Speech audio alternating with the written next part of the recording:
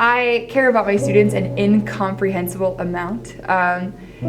I will be doing things at home, or I'll be at the supermarket and I'll see things that make me think of students. So the girl in my third period who is obsessed with soccer and always wears different jerseys, like every time I see a soccer ball or something on TV, I think, like, could I talk to her about that? Like, is that something she'd be interested in? I think a lot of the reason that I care about kids so much is because when I was growing up, I felt like my teachers were the only ones who cared about me.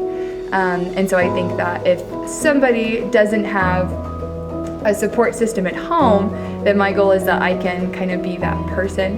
And I think something that's really important is that I don't just teach English. Like, English is really important. But my goal is that all of my students just are better people. And so if I can help them learn how to deal with things that are in their lives that are difficult, if I can help them to become better people, even things like more informed voters, better citizens, better friends, even have better relationships in the future, like, that's the kind of the positive impact that I'm hoping to have. And I think the classroom just lets me do that. I wish that I could do absolutely everything. So I would like to tell my students every single soccer game, football game, concert that you have, I really, really, really want to go to those things. If I don't get to go to them, I ask people about them. How did they go? How did so-and-so do? Because if you don't have somebody there, like, I would love to be that person who could be there for you. If I can't make it for whatever reason, I'll ask you about it, and at 7 o'clock on Thursday night, I'll be thinking about you at that concert and hope that your hair looks the way you want it to and that you feel good about how you're doing. And so I guess that how much do you care about your kids? I guess as much as you possibly can, because it doesn't ever stop. And even in 3 years when I see you, wherever you might be working, I'll want to know, how your life is going, how your kids are doing, if you have kids already. If my class had any sort of impact on your life, like, I think that would be, that's the kind of conversations that I want to have in the future. So habits that I see that students have that can be detrimental to the future. If you think you know everything right now, you don't. Right? I have had 11 different jobs. I have lived in so many different places. I have 2 degrees and I'm working on a 3rd. It's limiting to think that you know everything about yourself and everything about what you want to accomplish. If you think you know who you are, you stop searching. And that means you stop improving and getting better and becoming a better person. There are always opportunities for you to seek out other people, to listen to someone else's story, so you never know. Another thing that I think is detrimental to success is to not believe in yourself and not accept that failure is okay. Failure is really what makes you a better person. It's what helps you to grow and to get better at things. If you do not try something, you'll never be good at it. So I have a student, for example, who thinks that there's something in class that they can't do, and I keep telling them, if you think you cannot do it, then you can't. It is absolutely positively true. But challenging things, in order to accomplish them, you need to try, and you need to fail, and you need to ask questions. So again, thinking you know exactly who you are, thinking you know exactly what you want to do and what you want to be, thinking you know everything that there is to know already will limit you from reaching your full potential. And I guess the last one would just be that giving up when things get difficult. And so if something is challenging, that's a good thing.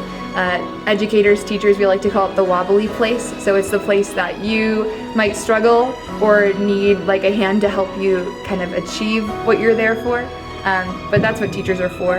So I think that if we could all just call our teachers coaches instead, I think that'd be really helpful, because that's exactly what we are. So if you think about it in practice, you learn something, you practice it, you suck, you get better, and then that's what teachers are supposed to help you do. You're not supposed to be good at it right away, so keep that in mind. You wouldn't be in school if there wasn't something you had to learn. So make sure that you're open to failure so that it can lead to success. For me to have success, my students have to be having success, but that is in a lot of different ways.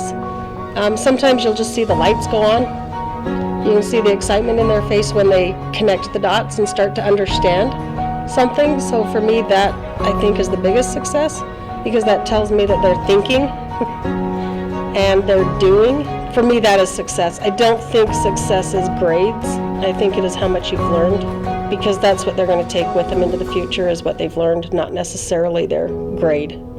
What habits do I see that students have that can be detrimental to their future? And I think the biggest one is apathy or laziness. They are here in class every single day, but they don't do anything. They choose not to work. They're choosing to fail.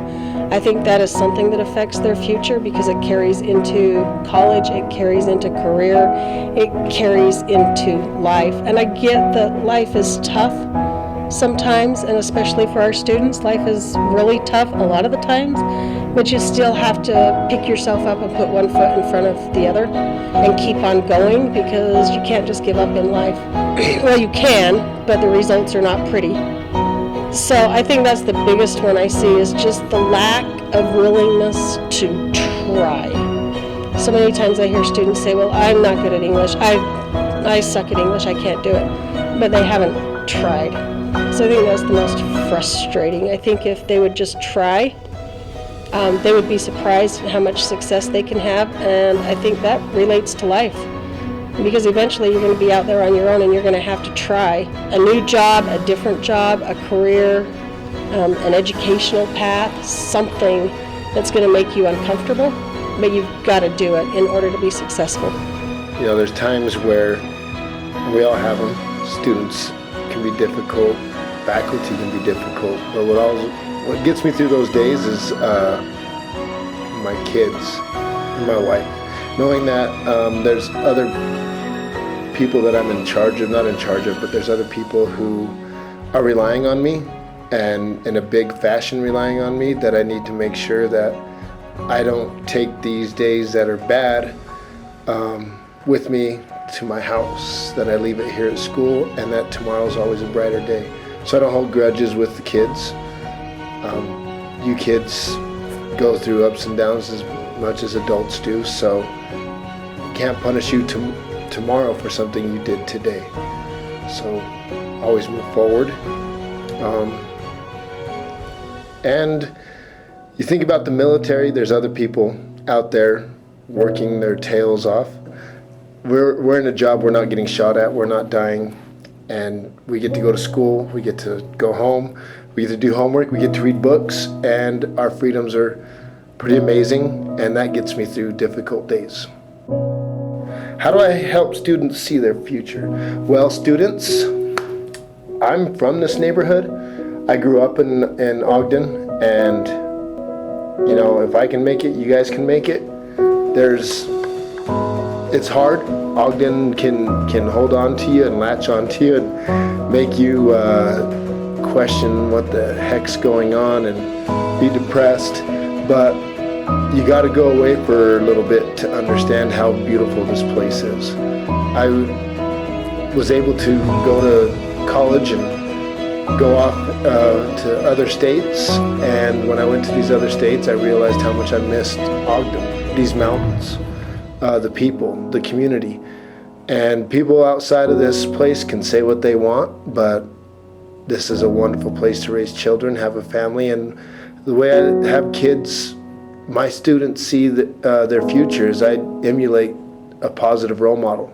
I try to be the best I can for them so that they maybe can aspire to do something better than I am.